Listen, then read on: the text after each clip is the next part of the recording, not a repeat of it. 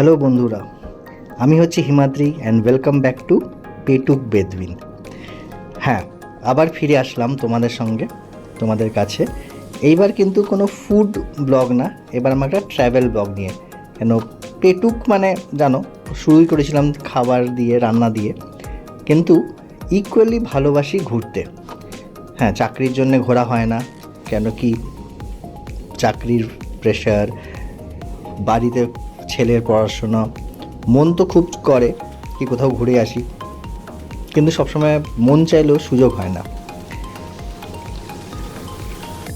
আমি হঠাৎ রিসেন্টলি মাঝখানে বেশ বৃষ্টি হয়েছিল, রাত্রিবেলা ঠিক করলাম যে জাস্ট রিল্যাক্স করার জন্য দীঘা ঘুরে আসি।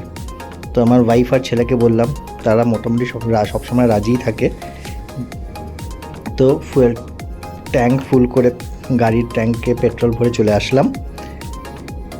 সকাল 5টার সময় বেরিয়ে পড়লাম দীঘা।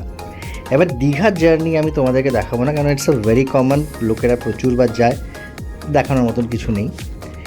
দীঘাতে গিয়ে যেটা আমার দারুণ লাগলো সেটা হচ্ছে দীঘা থেকে তাজপুর যাওয়ার যে রাস্তাটা, সমুদ্র সৈকত ওই দিক দিয়ে রাস্তাটা, নতুন একটা মেরিন ড্রাইভ তৈরি হচ্ছে। এই যে ভিডিওটা যেটা দেখছো, এইটা হচ্ছে এই মেরিন ড্রাইভের ভিডিও। ওয়েদার ক্লাউডি ছিল, ঝিরঝির বৃষ্টি পড়ছিল। হ্যাঁ, মেরিন ড্রাইভের মানে আমার এটা বলতে পারো এই ড্রাইভটা ওয়াজ আ পয়সা ওয়াসুল drive.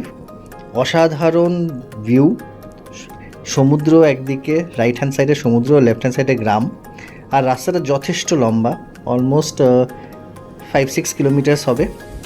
And it was a great experience. মানে আমি বলবো আমার এই দীঘা ট্রিপে এই রাস্তাতে ড্রাইভ করে আমার যে রিল্যাক্স করার যে যার জন্য আমি বেড়াতে গেছিলাম সেটা হয়ে গেছে।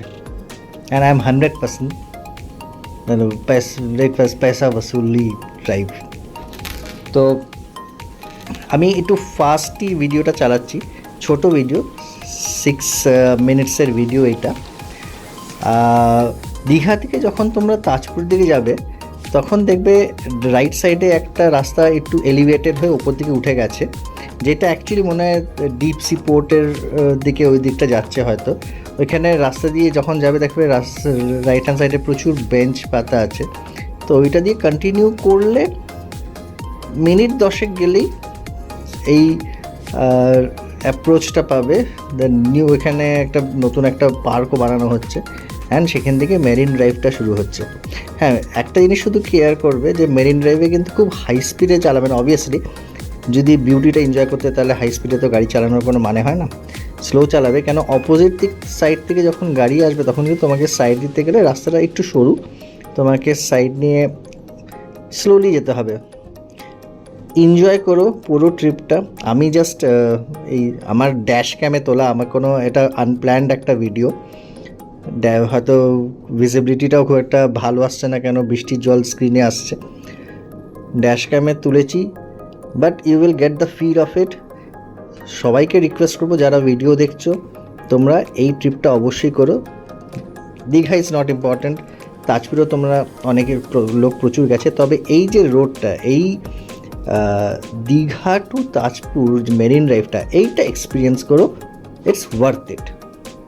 Thank you. ভিডিওটা দেখো, চ্যানেল ভালো লাগলে লাইক করবে, সাবস্ক্রাইব অবশ্য করো, কেন আমার নেক্সট ভিডিও কিন্তু একটা ফুড ভিডিও আসছে। আর আমি আগের দিন বলেছিলাম নেক্সট আমি কিন্তু একটা কন্টিনেন্টাল ডিশ বানাবো। তো স্টে টিউনড, ভালো থেকো, অল দ্য বেস্ট, বাই।